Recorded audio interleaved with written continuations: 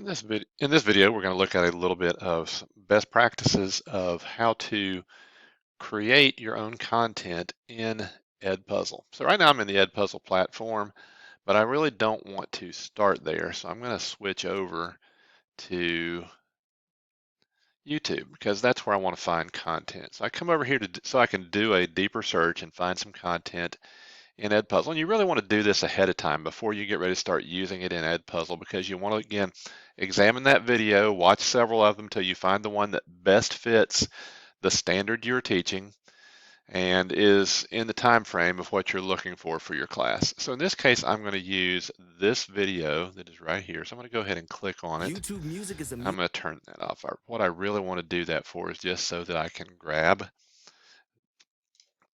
the URL link that I'm going to paste in EdPuzzle in just a minute. Now, I'm looking for a video that is going to show how to solve quadratics by graphing, and I want it to particularly use the online tool Desmos because that's what is used in the South Carolina Algebra 1 EOC. Now I'm going to come over here to my standards, so you should always know where your standards are and be able to find them easily. I've highlighted the standard that I'm looking at, which is to solve quadratic equations. When that says inspection, that really means by graphing, to inspect where the zeros are or where it crosses the x-axis. So now I'm going to come back to EdPuzzle and I'm going to paste in the URL, and now it's going to bring up that video for me, and I want to add questions. So I'm going to start playing the video. So in this video we're going to talk about solving by graphing. We're going to be solving quadratics, and we're going to use Desmos for our graphing tool. You can definitely do this on a graphing calculator as well, but we're going to use Desmos for this. So let's pull up Desmos. What I would encourage you to do is write down these three equations and then follow along on your computer where you type these into desmos.com. So let's pull that up here. I'm going to go ahead and pause because I want to go ahead and put in an open-ended question, which is a review question. So I'm going to ask this question of my students: what do you expect the quadratic graph of the first equation, I didn't put an F on graph, to look like?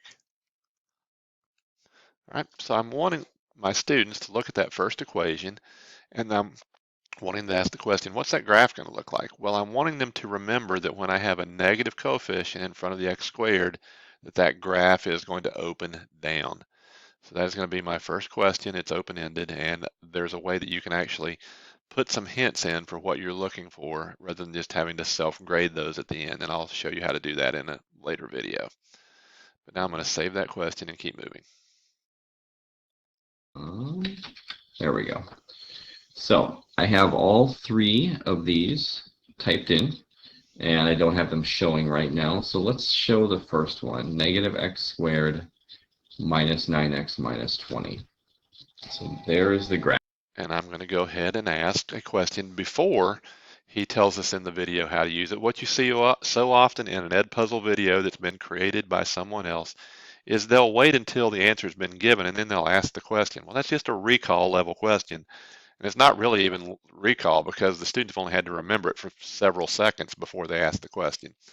So in this case, I am going to ask a multiple choice level question. I'm going to say, what are the solutions to this quadratic equation?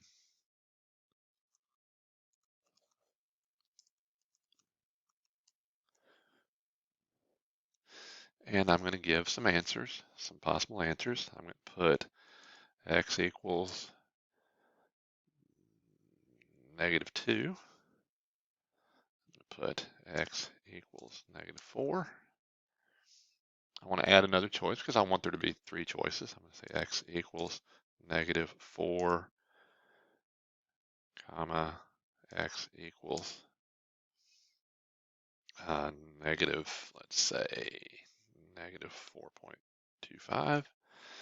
And then finally, I'm going to add one more possibility, and I'm going to say x equals -4, comma, x equals -5. And that's how you go and put questions into Desmos.